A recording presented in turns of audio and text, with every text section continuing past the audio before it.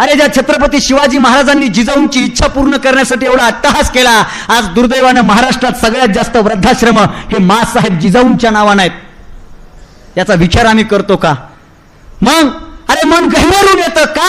अरे जगामध्ये आपण आई वडिलांना सगळ्यात मोठं सुख दिलं पाहिजे, पण आम्ही त्यांना दुःख देऊन तिथं भीक मागायला पाठवतोय आणि आमचे पोरं मात्र इकडे एसी गाडीमध्ये चांगल्या बंगल्यामध्ये राहतायत. सांगा आम्ही कुठं चाललोय? जगामध्ये महिला आणि बापाला देव मानणारा हा भारत आहे. अहो बाहेरच्या देशामध्ये पोराला शेंबूड पुसायची अक्कल आली की ते बापाला म्हणतं daddy this is my room, don't disturb me, my life my style, me life माझ्या पद्धतीनं जगणार, तुम्ही मला डिस्टर्ब करायचं नाही. भारतामध्ये तसं नाही. भारतामध्ये जर एखादं पोरग शाळेतून घरी आलं ना दादा, बापाला वाचता येत नाही, लिहिता येत नाही, बापाला काहीच वाचता येत नाही, तरी सुद्धा बाप मोठ्या तोऱ्यात विचारतोय मास्तरानं काय शिकवलं सांग. पोराला माहितीये माझ्या बापाला वाचता लिहिता येत नाही, पण बापाच्या चेहऱ्यावरील आनंद पाहण्यासाठी आमच्या गावातलं आणि आमच्या भारतातलं बारकं पोरग बापाला गुलू गुलू अशी रॅम्स म्हणून दाखवतं, पोयो म्हणून दाखवतं आणि बाप लेकाचा चेहरा पाहून समाधानी होतो. तो फक्त भारतात. हे भारताचं वैशिष्ट्य आहे. पण काळ बदलला, काळाच्या ओघात माणसं बदलली. मायबापाला अडगळीचं रूप आलं, मायबापाला कचरा कुंडीचं रूप आलं. अरे जिथं देव सुद्धा मायबापासमोर फिके पडतात, तिथं आम्ही आमच्या मायबापाला किंमत देतो. गणेशोत्सव म्हणून सांगतो. गणपतीच्या जीवनातला प्रसंग आपल्या सगळ्यांना माहिती आहे की जेव्हा परिक्रमा करण्याची वेळ आली तेव्हा कार्तिक स्वामी त्यांच्या वाहनावर बसून निघून गेले आणि जेव्हा गणपती बाप्पांना परिक्रमा करायची होती, प्रदक्षिणा करायची होती, तेव्हा बाकी तिकडं न प्रदक्षिणा करता पार्वती आणि महादेव या दोघांच्या भोवती प्रदक्षिणा केली आणि जगातलं सगळ्यात मोठं पुण्य स्वतःच्या पदरात पाडून घेतलं. ही जर शिकवण तेव्हापासून आम्हाला दिली असेल आणि आम्ही 10 दिवसाच्या नंतर जसा गणपती बुडवतो तसं मायबाप म्हातारे झाले की त्यांना बुडवायला घेऊन जात असू तर याच्या इतकी मोठी शोकांतिका आणि दलिंदर बाप कुठलीच नाही. माझ्या सगळ्या मित्रांना सांगणे, तुम्ही आई आणि वडील या 2 गोष्टीला सगळ्यात जास्त इज्जत द्या. सर काय झालंय माहितीये का, मला कधी कधी खरंच दुःख वाटतं. नेमकं झालंय काय तुम्हाला म्हणून सांगतो. आमच्या इथं शिक्षण घ्या असं सांगण्याच्या नादात शिक्षण कोणतं घ्या, ते संस्कारशील शिक्षण घ्या हे सांगायचं राहून गेलं. तुम्ही म्हणताल असं का बोलताय सर, मीही शिकतोय, मराठी विषयात एमफिल करतोय, पण आज महाराष्ट्रभर फिरत असताना, असंख्य वृद्धाश्रमाला भेट देत असताना तिथल्या मायबापांची विचारपूस केली ना तर 1000 पैकी कमीत कमी 999 ते 990 मायबापांचे लेकरं हे चांगले शिकलेले क्लासवन अधिकारी व्यवस्थित कुठंतरी सेटल असलेले आहेत. ग्रामीण भागातले अडाणी मायबाप, अडाणी लेकरं मायबापाला सांभाळतात. गाव नाव ठेवील, कोणीतरी नाव ठेवील म्हणून सांभाळतात, पण शिकलेली लोक मायबापाला दूर करतायत याची सगळ्यात मोठी बोचणी माझ्या मनाला आहे. डॉक्टर बाबासाहेब आंबेडकरांनी असं सांगितलं होतं की शिका, ही पहिलं शिक्षण घ्या, हे बाबासाहेबांनी सांगितलं होतं. पण तेच बाबासाहेब नंतरच्या काळात असं म्हणले होते की शिकलेल्या माणसांनी मला सगळ्यात मोठा धोका दिला. शिकलेली माणसं जास्त शहाणी झाली आणि त्याच्यामुळे आमची संस्कृती कुठंतरी ढळत चालली. शिकलं तर पाहिजे, पण शिक्षण म्हणजे काय? शील, क्षमा, नम्रता तुमच्या जीवनात येणं म्हणजे शिकणं. एखादी डिग्री मिळणं, ती डिग्री तुम्ही एखाद्या भिंतीला लावणं, नावाच्या पाठीसमोर लावणं आणि गावातल्या लोकांनी, शहरातल्या लोकांनी तुम्हाला त्या डिग्रीशी ओळखणं म्हणजे शिकणं नाही. तुमच्या आचरणातून आणि तुमच्या सामाजिक जीवनातून तुमच्या शिक्षणाची प्रचिती मिळाली पाहिजे, ते खऱ्या अर्थानं शिकणं आहे. बाकी तुम्ही किती शिकलाय, किती डिग्र्या मिळाल्या म्हणजे तुम्ही का बोलतोय सांगू. आमच्या इकडे होईलय काय, 10वीला पोराला चांगले टक्के पडायलेत. बाप म्हणतो अरे बाप रे 99, आता तर किती टक्के पडायलेत, त्याच्याबद्दल काय बोलावं. आउट ऑफ 100 पैकी 100 99. आपल्या काळात 99% पडत म्हणजे मी काय लय म्हातारा नाही आपल्या काळात म्हणजे, पण जेव्हा आपण 10वी पर्यंत 99, मला तर आठवतंय 99% जर मी मोजायचे म्हणलं तर आम्हाला तिघांची बेरीज करावं लागायची. आता 99 शिकलं पोरग 99%. बाप म्हणतो अरे बाप रे आपलं पोरगा शिकलं पाहिजे, सायन्सला ऍडमिशन घेतलं पाहिजे, फिजिक्स, केमिस्ट्री, मॅथ, फिजिक्स वळत नाही, मॅथ कळत नाही, केमिस्ट्री बसा घोटीत.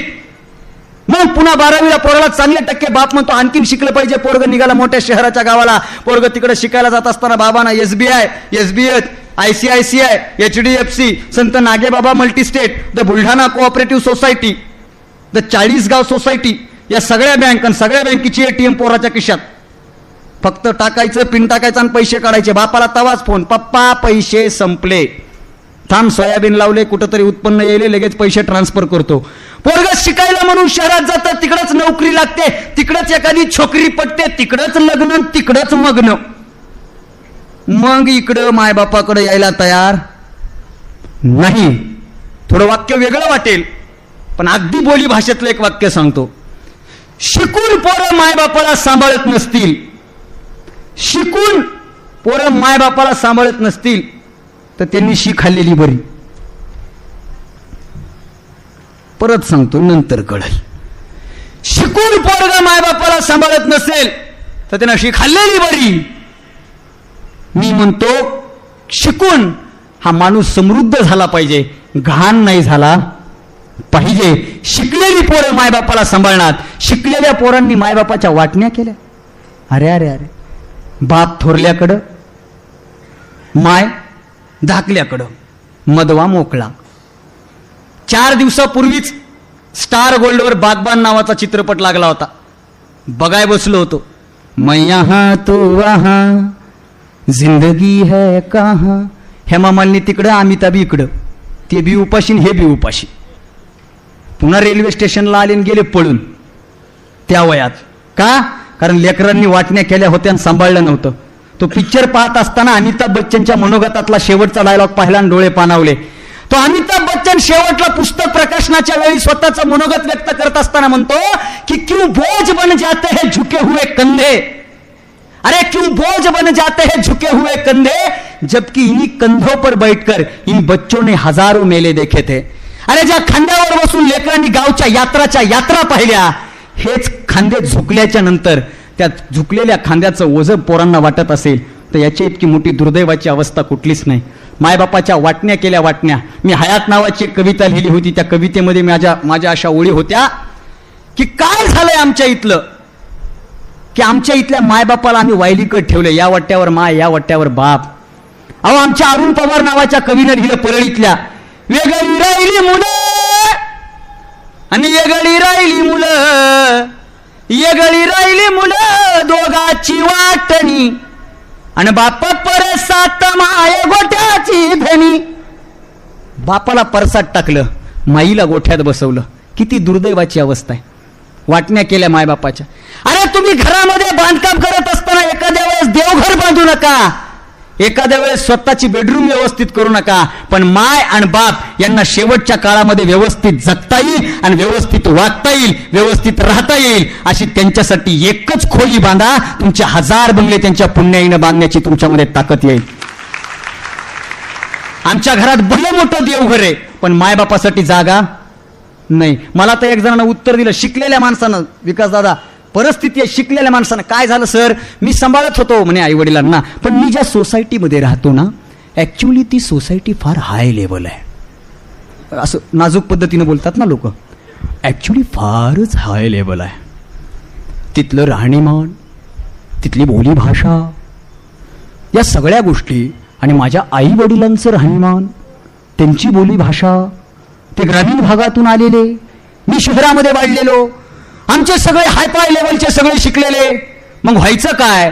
मी जिथं राहायचो तिथं माझी आई आली राहायला, आईच्या अंगावर नऊवारी साडी, बाकी सगळ्या व्यवस्थित साड्यामध्ये असायच्या, आई मात्र नऊवारी साडीमध्ये. लईदा समजून सांगितलं, अगं आई, रात्रीच्या वेळेला आपल्या सोसायटीमध्ये गाऊन घातला पाहिजे, गाऊन घातला पाहिजे, गाऊन घातला पाहिजे. पण आईनं ऐकलं.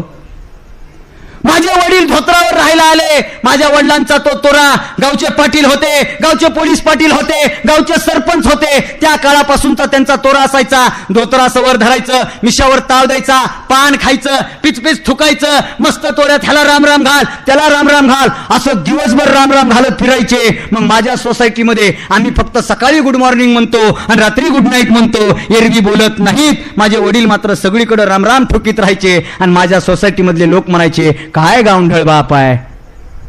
मग मी माझ्या वडिलांना म्हणलो, तुम्ही सुटबूट घाला. पण वडिलांनी ऐकलं. माझ्या सोसायटीच्या राहणीमानामध्ये माझ्या आई वडिलांचं साधी राहणीमान सहन झालं नाही, सूट झालं नाही, म्हणून मी माझ्या आई वडिलांना सर सांभाळत नाही. दादा, मी सगळ्यांसाठी एक गोष्ट सांगत असतो, ज्या पोराला आपल्या लुगड्यातल्या माईचा आणि धोत्रातल्या बापाची लाज वाटली, जगातलं सगळ्यात दलिंदर पोरग म्हणजे ते. अरे, ज्या पद्धतीनं आपल्याला भारताचा तिरंगा प्यारा आहे, तसंच प्रत्येकाला माईचा पदर प्यारा वाटला पाहिजे, तसंच माई वैशिष्ट्य वाटलं पाहिजे. पण आम्ही नको त्याला महत्व देत गेलो, आई वडिलांचं महत्व कमी करत गेलो. माझ्या सगळ्या मित्रांना सांगणं आहे, या वयामध्ये ठरवा, आई वडिलांना सांभाळा. बरं, बऱ्याच भागात असे महिला म्हणतील आम्ही सांभाळायला तयार होतो पण आमच्या सासांनी